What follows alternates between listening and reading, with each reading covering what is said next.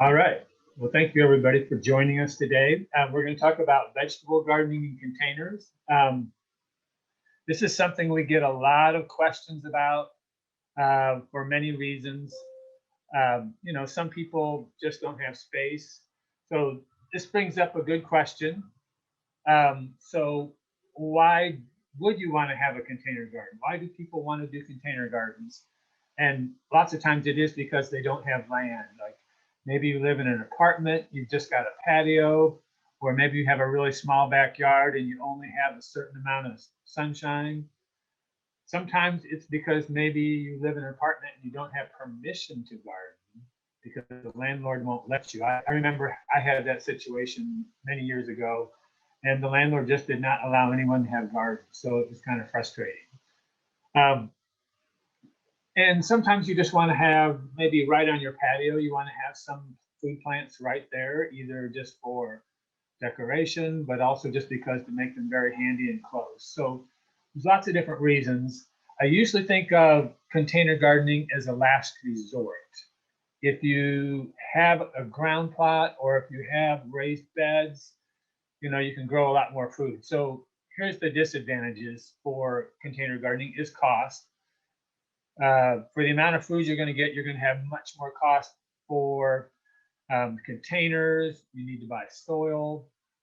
It's also more labor intensive for the amount of food you're getting, just because pots need to be watered a lot more often, and there's more things you're doing to take care of them.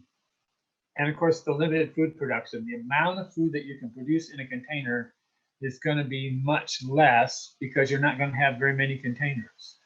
I mean, I've seen some people have lots of containers, but still, compared to a ground plot, you're not going to be getting near as much food. And then the other disadvantages is just that containers dry out quickly. And so you have to really be careful and monitoring your plants to make sure that they don't dry out too quickly, because if you let them go and you have a really hot day, you can lose your plants overnight. Whereas in a ground plot, the plants have roots that are going down deeper into the soil and they can kind of withstand being dry for a little bit. But there are advantages, and one of those is portability. If you have containers, you can move them around. I mean, they do get heavy when they're full of water, especially a large container. But some people will put them on a little dolly or wheels of some kind so you can move them, or you can slide them. The other thing is that this container, you're going to fill up with really good soil. So if you have bad soil at your house, you can overcome that somewhat by growing things in containers because you're going to use a good container growing mix, which we'll talk about later. And the depth of the container, if you use a big container, will be deep. So you'll have a good deep layer of excellent soil. And then drainage, you're going to make good drainage for your containers. Sometimes in the ground plots, especially if you have lots of clay, you won't have very good drainage.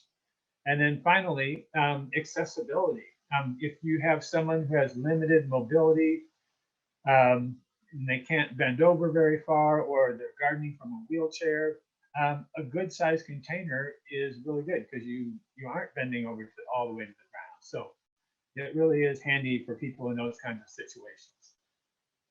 And then here's just kind of the recipe, the list of things to be thinking about for a good, successful container garden. Obviously, you're going to have good containers, and we're going to talk about what that means here in a minute, as we are also about the soil mix, but also just proper watering, just because they do dry out so frequently is important. Proper plant spacing, like how far apart are you going to plant the plants in the containers. Crop selection. Some crops grow better than others, and so we'll talk about which ones are good candidates for container gardening. And then just good general garden practices will help you. All the things about making sure you have enough sunshine, planting at the proper time, using mulch, rotating your crops, and controlling insects, and harvesting at the proper time also. So all these good general gardening practices will help you too. So this is your recipe for success. Let's talk about the choice of containers. So one of the mistakes that people make frequently is not using a large enough container. So the larger the better. One of the sizes that we like, or containers that we like, is like a 55-gallon plastic drum. That's what these were. We cut them in half and make 2 large containers. It's basically like a barrel.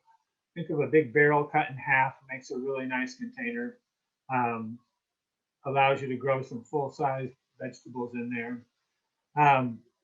The other thing is there's many kinds of containers, of which we'll see some here in just a minute. But the other thing that will affect your choice of containers is drainage holes. There are some containers that don't come with drainage holes, and there's some that don't come with enough drainage holes. So sometimes if you're especially using like a ceramic pot or a clay pot, it's kind of difficult to drill holes in that. It can be done, but plastic is fairly easy to drill holes in. So that may affect your choice of containers also. Let's talk about types of containers. It really kind of is limited only by your creativity.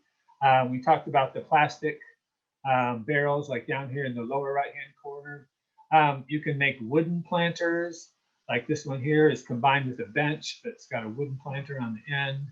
Of course, wood eventually rots, and of course, you have to construct it or purchase it. They're fairly expensive to purchase. I mean, you can find metal containers like this old metal bucket or whatever this is. And then there is like the famous tire containers, which, you know, we'll talk about that here in just a minute also. It's not my favorite for sure.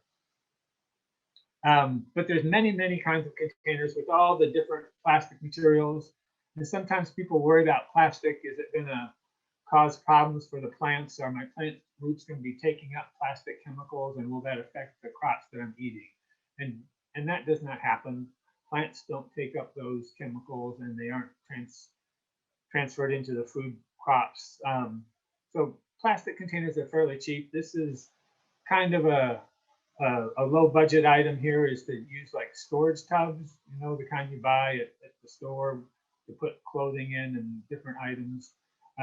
They don't come with holes, so you have to drill holes in them, but it's very easy to do. And a large storage tub makes a very large container, and it's very low cost. So that's one possibility. Also, barrels. You can buy wooden barrels, the whiskey barrels, like at garden centers. Those are fairly expensive. That's this one on the left here. They cost $30 or $40. You do need to drill lots of holes in them. The other thing that happens is over time, this wood can rot, and eventually sometimes these wooden slats come apart and the barrel planter falls apart. So, but they're really nice and rustic looking. They also make plastic barrels that look like wooden barrels, so you can buy these, and that makes a good container also. I talked about tires a minute ago, and I really think the whole idea of using tires as containers probably came from well-meaning people wanting to find good uses for tires. The problem with tires is you're not supposed to send them to the landfill anymore. So people are trying to think of all kinds of creative uses for tires. They're grinding them up to make rubber landscape mulch or playground material. I'm not even a big fan of that generally. But the problem with the tire containers is because of the width of the tires, you lose a lot of space. And the other thing is because tires are dark, they heat up when the sun shines on them. And then there's also some concern about chemicals from the tires leaching into the soil. So they're also not very movable because they're just stacked on top of each other. I mean, you can grow nice plants in containers, in tire containers. Obviously, looking at this person has done a really great job, but they're just really not a great choice for gardening. So I do not recommend them. There's lots of new products out there on the market. You hear people talking about grow bags or smart pots, different types of materials. Lots of times these are fabric, sometimes they're plastic. I do like the original product that was called Smart Pots. That's this one on the right here. It's actually kind of made out of a landscape fabric material. We actually use these some at the community gardens for growing our fruit plants in before we sell them or before we take them out to plant in an orchard. It makes a really nice root system in this smart pot. These here are nice too. They have handles on them, but they are a lot more expensive. So I don't know if they're worth the extra cost. But I do like the smart pots. They are a really good product. Here's some vegetables growing in some different smart pots. There's some cucumbers, there's some squash. So it works really well. Again, it makes a really nicely developed root system. There's also this idea, you know, people get lots of interesting ideas, and this idea actually works, but it's still not my favorite idea of gardening. Because basically all they're doing here is they're taking potting soil bags and they're cutting them open to make a little planting container. Again, you would have to poke holes in the bottom of it to make sure that the water would drain out, but also they're just not very deep. They're only about 6 inches deep. So it would work okay for shallow crops, things like lettuce and spinach and greens and herbs and things like that, but really probably not the greatest choice for many crops. But, you know, again, I've seen people do it. It can work. It's also just not very aesthetically pleasing. It's not my idea of what a nice garden looks like. But, you know, again, it can work for you. You also will probably hear some things about self-watering containers. And, you know, at first glance, this seems like a great idea, just because, gosh, if I never had to water these containers, it would save me a lot of time. I would never let them go too dry accidentally. The problem is, as you can tell from these diagrams, the way that these self-watering containers work is down below the soil, there's some kind of a water reservoir, and then the soil in the pot will actually soak up water from the bottom, and then the plants will get water that way, as opposed to watering from the top.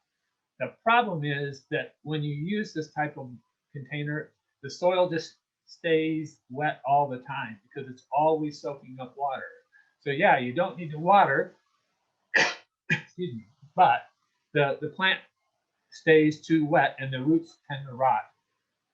In a normal plant life cycle, in the ground or in a pot, it either rains or you water and the soil gets completely wet, but then it starts to dry out gradually and it starts drying out from the surface. And so eventually the plant will start to dry, and as it starts to dry out, then it's going to need more moisture, and that is the time to water. But you don't want to water when it's already wet, because you do not want to just keep the soil continually wet. Because what happens then is the roots of the plant cannot get enough oxygen because they need oxygen as well. And that's why most plants, you can't just grow them in water. So I do not recommend self-watering containers. So drainage holes. Let's talk about the drainage holes.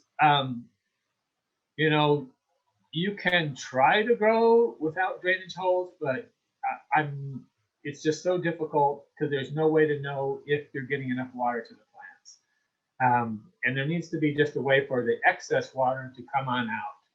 And so outside, you know, it's not a big deal. It can just come out on the ground or come out on your patio or whatever. So you're going to want to drill holes. Lots of times you'll get like a ceramic pot like this one here on the left, came with no holes in it. And so this person is drilling holes. And you got to be careful when you're doing that so you don't crack the pot. Plastic pots, it's real easy. You can take an electric drill and punch holes in there very easily. This container actually came with little insets to kind of show you where to drill the holes. But this is probably not enough holes to have 3 small holes in there, even if you put one in the middle. I would probably put like 15 or 20 holes. And also I like to use a large drill bit, not a tiny one, at least a 1/4 inch, but a 1/2 inch is a nice size. You can't overdo it as far as the number of holes in the bottom, practically speaking. Just make lots and lots. So it will just make your garden container drain more quickly and not take too long. Here you see a couple containers. The one on the left came with just these 3 tiny holes or 4 tiny holes in it.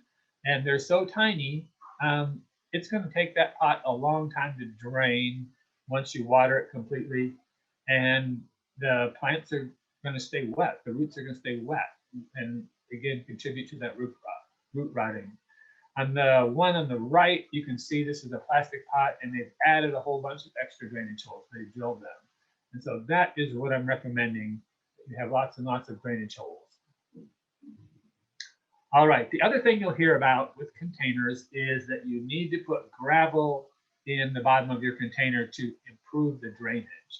And this is something that, gosh, I remember when I first started learning about, repotting plants, that's what they would tell you to do with your house plants. Put some gravel in the bottom and that will make the drainage better. The problem is that unless you actually put some landscape fabric on top of the gravel, what's going to happen is every time you water, a little bit of the soil is going to start seeping down into the gravel. And so eventually all these nice air spaces or water spaces, which are for drainage, are going to start getting filled up with soil. And so it's going to become non-functional. The other thing is when you put this layer of gravel in here, that means you have less layer of soil. So your soil isn't as deep. So, it just causes problems all the way around. So you do not need to do this. It's not recommended. So what I do recommend is you cover up the holes in your pot. Like this is a clay pot that's got one big hole in it. Cover it up with a piece of landscape fabric.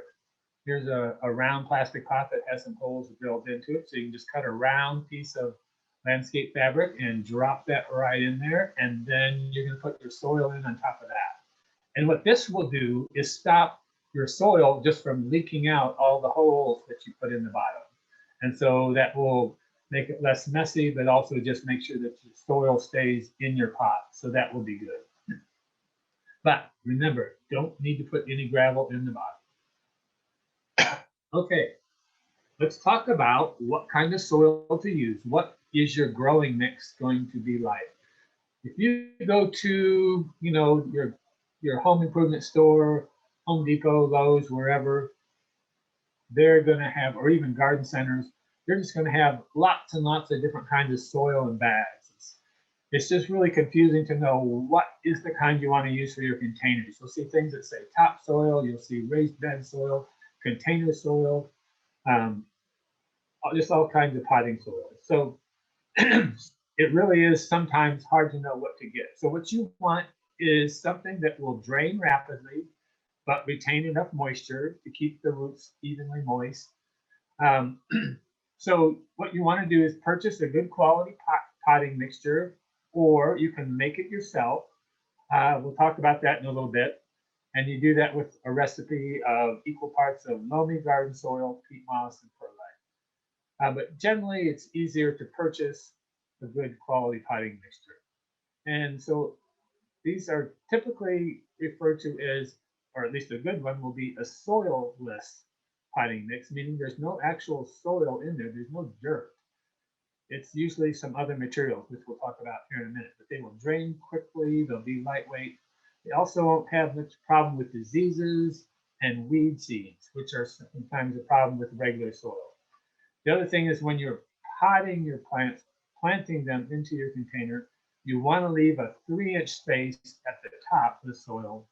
And that's called your water space because you're going to add some mulch later, about 1.5 inches, but you'll still have a good, 1.5 inches of water space that your pot will hold water when you start to water your plants. So the soilless mix typically have 2 main ingredients, and the main one is going to be organic matter, and generally that's going to be something like peat moss, and that's actually my material of preference. Sometimes it'll be ground bark. There's other organic materials made out of like coconut hulls and things like that. But I'm a big fan of the peat moss. It just makes a really nice growing mix. And the mineral component is another material that they add to add drainage. In the old potting mixes, they used to talk about adding sand to it. And basically, this mineral component is replacing that sand to add drainage. So usually that's something like perlite. A good soilless mix will also have some fertilizer added to it and some biological additives, meaning some biological organisms that will help the plants to grow. And so if you have this really good soil mix, it's going to just make a really good environment for your plant roots to grow. You'll get healthy roots, but you will need to do fertilizing on a regular basis. Lots of times if you're growing in the ground or a raised bed, you can get by without fertilizing very much. But in the soilless mix, because there's no soil in there, there's no actual fertilizer other than what they add. And the fertilizer that they add when they're mixing it up is kind of a short-term thing. So you're going to need to be fertilizing on an ongoing basis. Let's talk about that homemade soil mix.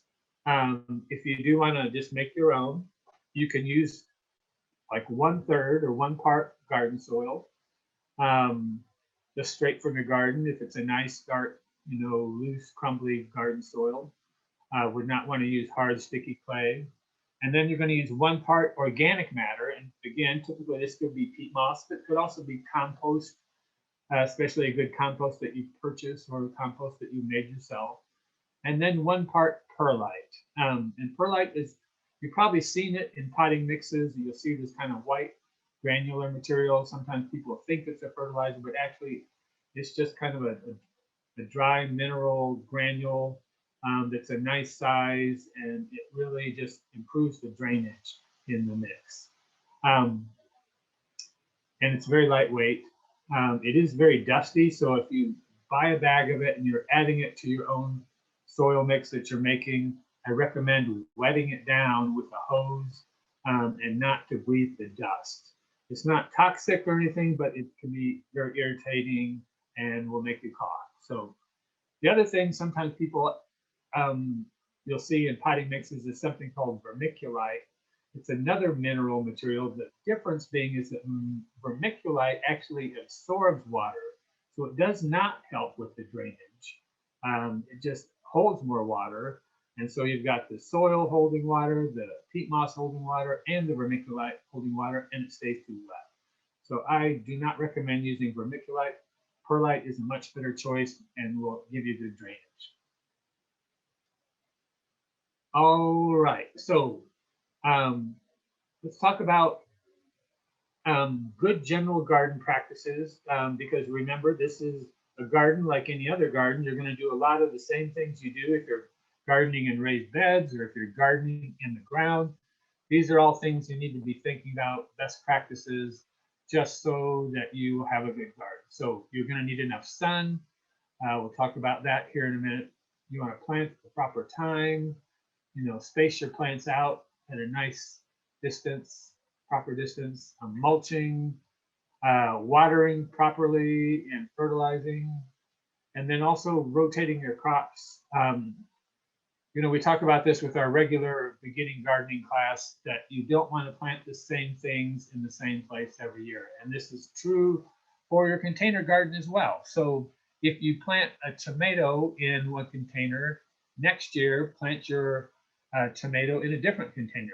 And that way you'll be less likely to contribute to the buildup of soil-borne diseases and also insects. And it also helps to balance out the nutrients in the soil a little bit. So also you'll still need to control insects. You won't have as much problem with weeds, because generally if you're doing a soilless mix with no soil in it, usually there's no weed seeds in there. So, and then of course proper harvesting is very important, just to make sure that your plants keep on producing and that you utilize your space efficiently. The sunlight we talked about is 8 hours a day. Each day, sometimes you'll read in a gardening book, it tells you that you can get by with 4 to 6 hours a day, and you can, but you're not going to get as much production. So really 8 full hours of direct sunlight each day. And that's, think more in that in the middle of the day, as opposed to like the early morning or the late evening when the sunlight is not as strong and not as direct. So like from 8 till 12 noon, and then from 12 noon to 4 o'clock, Those are the important hours to get full direct sun. If you don't have full sun, you can grow some things, and you can grow a lot, but you just may not produce as lot. The leafy vegetables, things like lettuce, spinach, Swiss chard, other leafy vegetables like collard greens, kale, they can tolerate partial shade better than other crops. Root crops like beets, carrots, turnips, radishes, they need more sun than the leafy crops.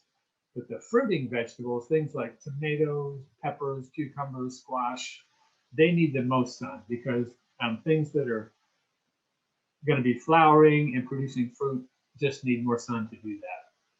So again, you want to make sure you have full sun. Nice thing is about in your containers, go back to slide, if you plant your stuff and you figure out that things are not in the best sun, you can actually slide them over a little bit and move them into the full sun, which will work better. So that is an advantage with the container gardens. Proper plant spacing.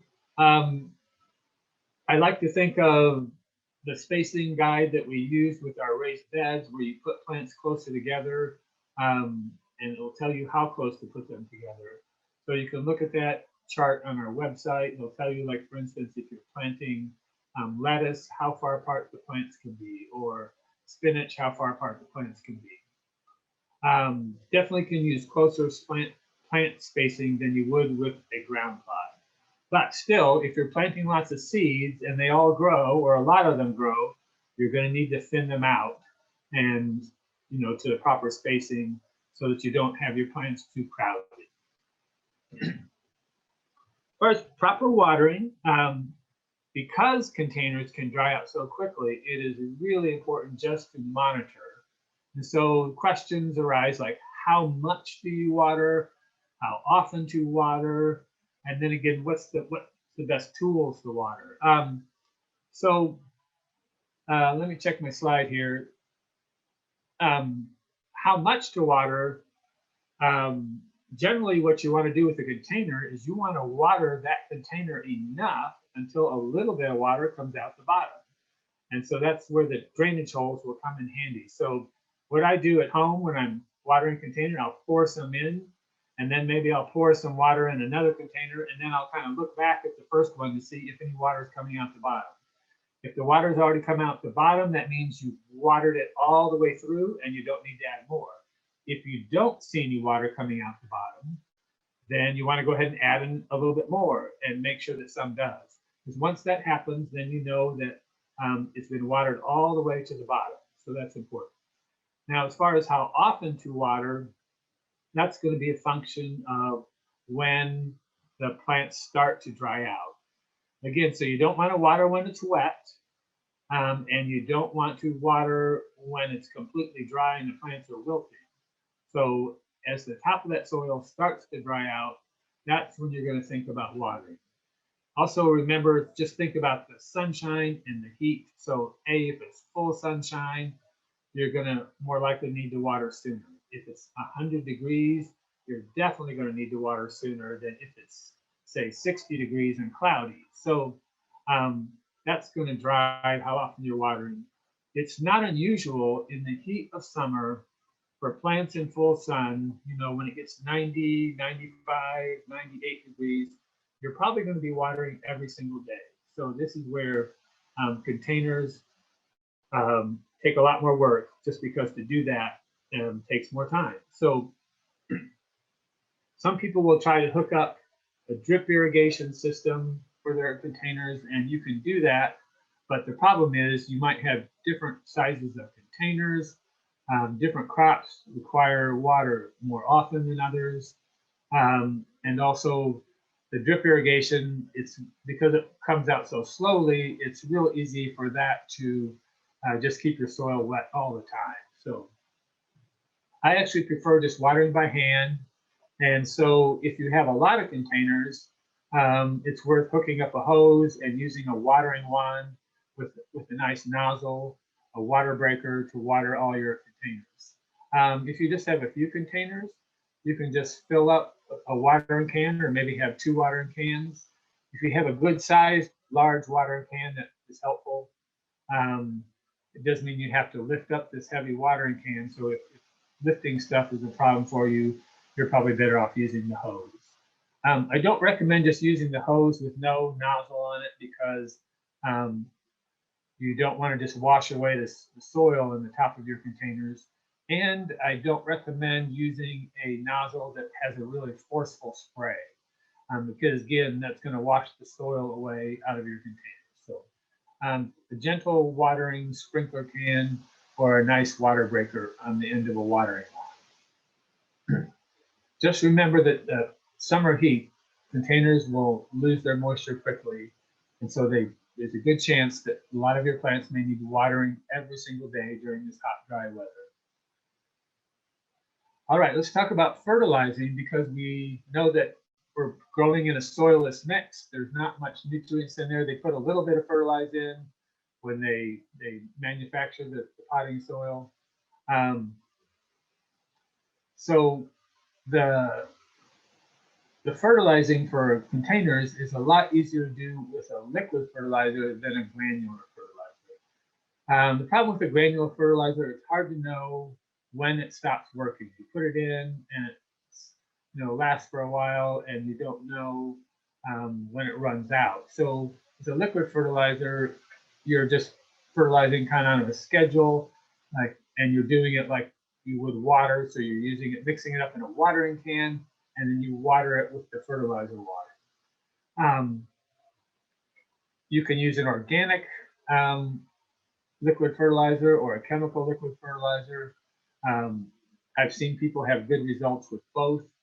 The organic fertilizers, the liquid ones, are a little more expensive. Regardless of what kind of fertilizer you use, you don't want to over-fertilize. So whatever the instructions are on the liquid fertilizer, if it tells you to do it once a week or once every 2 weeks, depending on what kind of crop you're doing, you don't want to do more than what it says, just because more won't be better. It won't make your plants grow faster. It can actually damage them, damage the roots.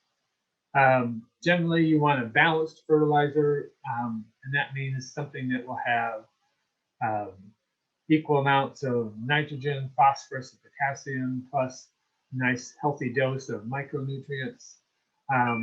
If you're growing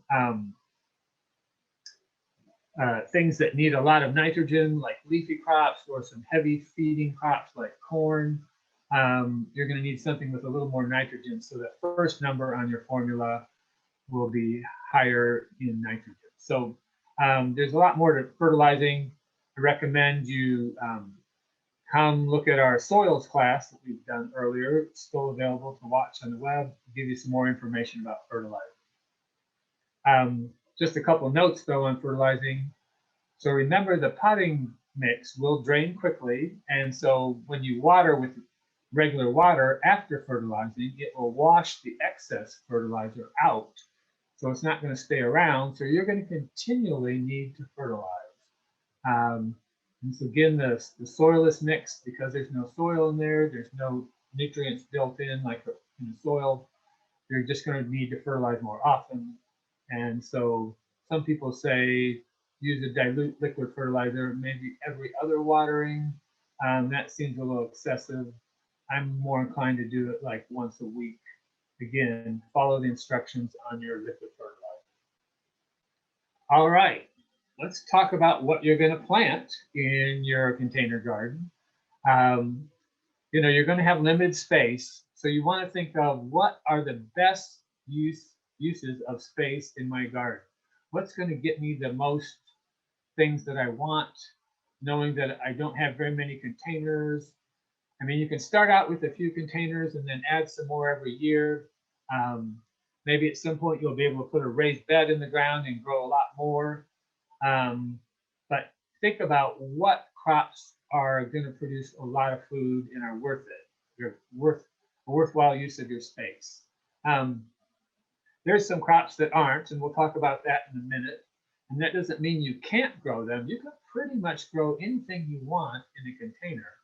Again, the question is it a good use of space? Is it getting you a decent amount of food for the amount of time and space that you're putting into it. So these are some of the best choices. So things like peppers, really good choice.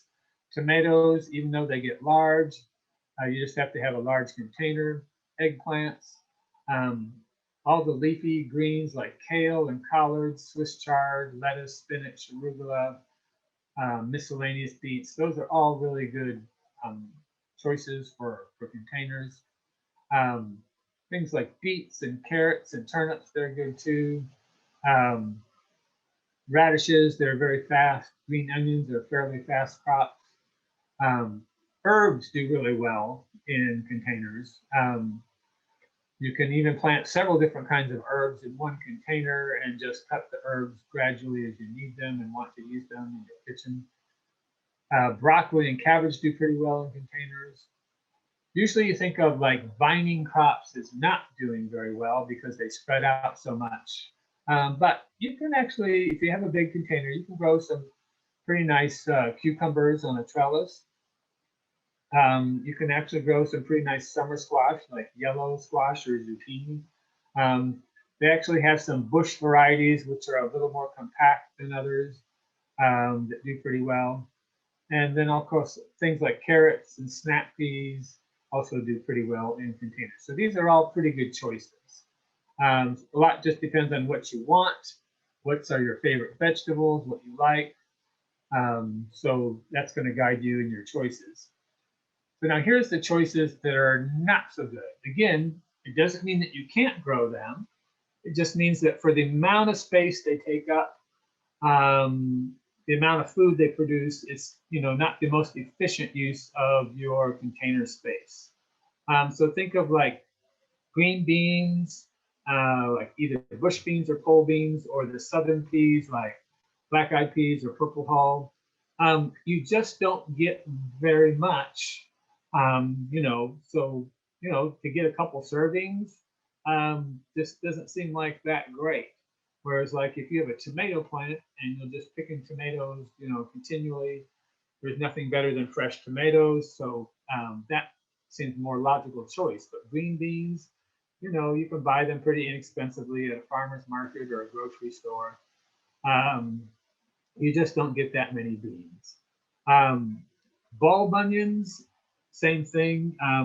You can grow them in a container and you can grow really nice ones, but onions are fairly inexpensive to buy. Um, you could just grow fresh greens and that would be a better choice than bulb onions. Now the green onions we had on our previous list, that's a good choice because you can pack a lot of green onions in a small space and then continually replant them. Garlic, usually not the best choice. Again, you don't get a lot of garlic. The other thing is you actually have to plant it in the fall. So you're planting it, like in November, and then it's growing all the way through June. So it's going to tie your container space up for quite a while. Sweet corn, because it gets so large, you can see in the picture here. The thing is that generally, there are some exceptions, but typically you get like 1 ear of sweet corn per stalk. And let's say you had a container that was 3 feet by 3 feet, that's a pretty large container. You probably could only get like 5 or 6 stalks of corn in there. So you're only going to get like maybe five ears of corn. And so, yeah, if you want to have your own sweet corn and that's important to you, you can do it. But it's just not very productive. Okra is maybe not the best choice just because it gets so large. If you're going to do okra in a container, you're going to need a large container. You're going to want to plant a dwarf variety and an extra productive variety like jambalaya. It's one of the varieties we carry. They don't need as much space. They produce a lot more. They don't get quite as tall. So if you have a large container, you can grow a fair amount of okra and you'll be harvesting throughout the season. So it can work. You just don't want to use extra tall okra varieties because they'll be too tall to pick. Watermelon and cantaloupe, again, they're vining crops and they spread out so far. They need quite a bit of room in order to produce good fruits. There are some bush varieties, and so if you're going to try these, I would recommend trying like the bush watermelon variety or a bush cantaloupe variety. And all that means that the vines don't spread quite as far. Same thing with pumpkins and winter squash. They spread out, take lots of room. So they're not good choices, but you can do it if you really want that bad enough. There's also problems with vine borers and squash bugs that are problems too.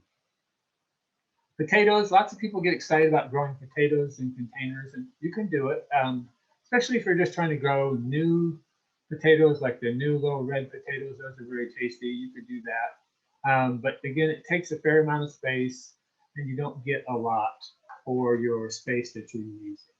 And sweet potato, the same thing. You can grow sweet potatoes in a container, but the vines spread out really far and they take up lots of space. So again, all these things you can grow successfully. They're just maybe not the easiest and not the most productive for the amount of space they take up.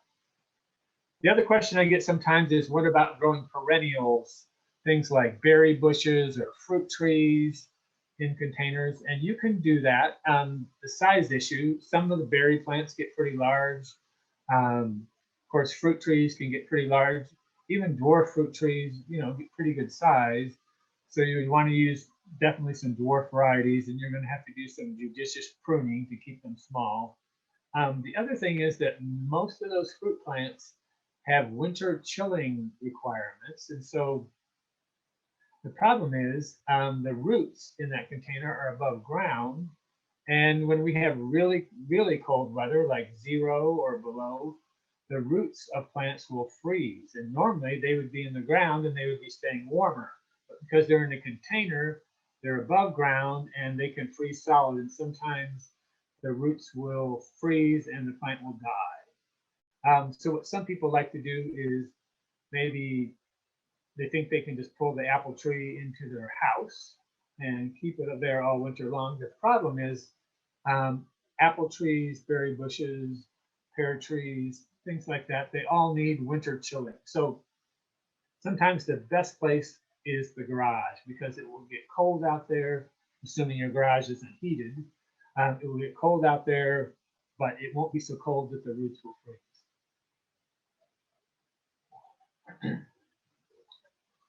Excuse me.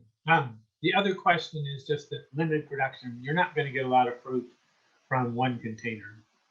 But it's kind of fun to have something on your patio with a little fruit on it. So it can be an interesting hobby. So let's just talk about here as we're getting ready to close. Some of the most common mistakes with container gardens. One is using too small of a container. If you're growing large plants, especially like tomatoes or something, they get pretty large and you want to have a good tomato cage to hold it up. But if you use too small a container for other things too, the roots will dry out quickly, and sometimes the plants will tip over because the wind will blow them over. So you want to use good sized containers. The other thing is sometimes people just think that they're just going to use soil straight out of their garden. And I'm not talking about where you mix up your own and you add peat moss and perlite. I'm talking about they'll just take a big barrel and just fill it up with dirt straight from their garden. And that generally will not drain very well by itself in the container. And so it will not do well. You want to use either the soil mix you make for yourself, or using a potting mix, a good potting mix like Pro Mix. So drainage holes, not having enough drainage holes is also a big mistake that people make. And once you fill it with soil, it's hard to add more drainage holes. You have to turn it on its side and the soil spills out. And then again, not putting the landscape fabric in the bottom, that means your soil will tend to leak out the bottom. And then of course, letting your plants dry out too much because you're not watering often enough, your plants will not thrive. And then if you think somehow there's enough fertilizer in your potting mix, there is for a little bit, but usually after a couple of weeks, you need to start fertilizing on a regular basis. So if you don't fertilize, plants are not going to grow, they're not going to produce. So these are the most common mistakes that cause problems for people with their container gardens. Excuse me. Last little bit here, just some of the end of the season stuff. just like you would with any other garden, you're going to be pulling out the plants when they die. Although I will mention one thing you can do, because if you have plants in containers, sometimes you can keep them going longer in the fall. Like let's say you have a pepper plant or a tomato plant and you have it on a little dolly cart.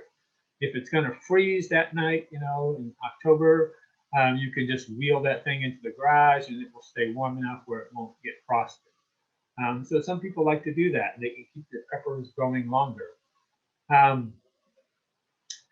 But anyhow, once the plants are finally done, you're going to remove the dead plants. You can put them in the compost pile. If there's any weeds, usually there's not too many weeds, but if there are, remove them also.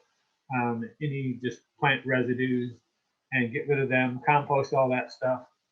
And then I recommend moving the container to a covered storage area if possible. And this is for a couple of reasons.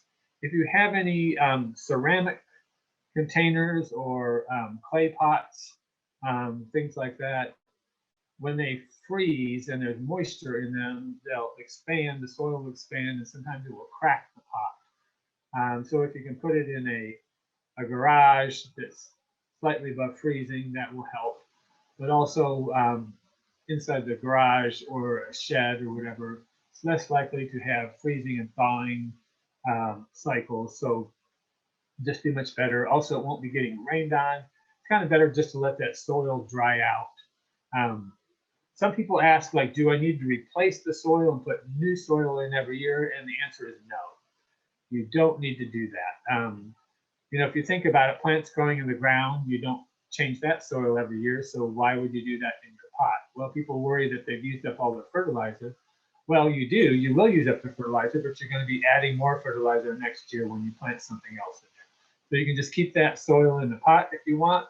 If you have the storage space, just put them in the garage or in the shed, and then you can wheel them out using a dolly cart or whatever when you're ready to plant next spring. So, oh, we already had that one. Sorry, this common mistakes. This is just a map showing our location. If you haven't visited the Kansas City Community Garden before, I'd like to invite you to come out and visit us. Right now, our children's garden is particularly beautiful. It's called the Beanstalk Children's Garden. You can come out and just do a self-guided tour, even if you don't have children, but you can bring your family out and just enjoy looking at that garden. You can also join the community garden and become a member and get plants and seeds at low cost. There's lots of information on our website. And I think Rob here has a little bit of closing information.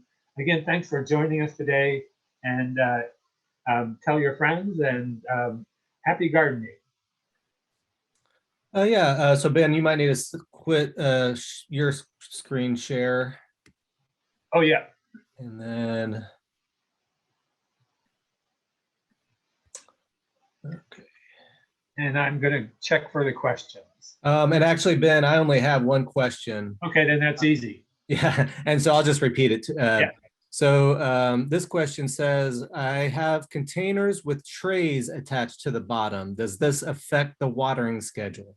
Yes. Oh, that's a very good point. I appreciate you bringing that question up. Very often you'll get a pot and it's got like a saucer attached to it or a tray. And that whole thing is meant to stop water from leaking out on your floor if it's an indoor plant, or if you've got a really nice patio. Some people worry about it, you know, leaking out on their patio, but you do want to remove that tray because it's just going to hold water in the bottom. And again, then your plant roots will stay wet all the time. And so if the tray doesn't come off, it's not removable. What you can do is you could tip out the excess water, you know, just tip the pot a little bit, and that will pour out the excess water. But otherwise, yeah, your plant roots will be sitting in that extra water and they'll stay soggy all the time. So the trays are not a good idea.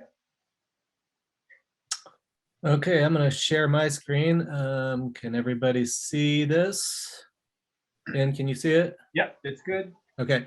So I just wanted to point out some features on the website. If you want to see a recording of this, we're going to put it up on our YouTube channel and also on our website here. If you hover over the resources link here, there's the how-to videos, and we have a bunch of different various how-to videos, but also down here is our virtual workshops. And this is everything, we just started the virtual workshops this year in the recording, so give a second to load. So all the ones that Ben has done over the spring, and there's some cooking workshops down at the bottom here, and we'll have more of those. And you can also download the PDF of the presentation of the PowerPoint. But on this page, and I'll have this up no later than Monday, just on this page. So if you want to watch it again. Also, if you want to look into becoming a member, it's under the programs link here, and you can just click on there, and it's has all the information, all the benefits, and how to become a member. And also going back to this resources link, we have a lot of guide sheets, gardening guide sheets. Ben mentioned a raised bed spacing guide earlier in this workshop, so that's where you'll find that among other things. And and vegetable info sheets for all the most popular vegetables that we grow. You can find information there. So I believe that is all I have. Ben, do you have anything else? Oh, you're on mute. That's it. I'm good. Thank Okay. you, everybody. All right. Thanks, everybody. Have a good weekend.